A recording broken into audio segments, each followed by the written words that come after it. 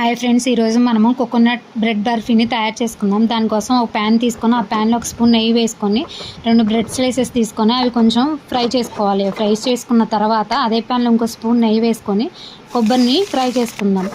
కొబ్బరి కూడా ఫ్రై అయిన తర్వాత అదే ప్యాన్లో 1 కప్పు పాలు పోసుకోవాలి. పాలు బాగా మరిగిన తర్వాత పాలల్లో బ్రెడ్ను వేయించుకున్న బ్రెడ్ని దాంట్లో వేసుకోవాలి. వేసుకున్న తర్వాత బ్రెడ్ స్లైసెస్ పాలు ఎగిరేంత వరకు ఉంచుకోవాలి. తర్వాత వేయించుకున్న కొబ్బరిని దాంట్లో వేసుకొని అది కూడా ఫ్రై అయిన తర్వాత దగ్గర పడ్డ తర్వాత ఏ కప్తో కొబ్బరి తీసుకున్నామో అదే కప్తో పంచదార తీసుకోవాలి. పంచదార కూడా వేసుకున్న తర్వాత కొద్దిసేపటిగా 1 స్పూన్ ఇలాచీ వేసుకుందాం. తర్వాత ఇది బాగా ఫ్రై అవ్వాలి. ఫ్రై అయిన తర్వాత ప్యాన్ నుంచి సపరేట్ అయ్యేంత వరకు ఉంచుకోవాలి.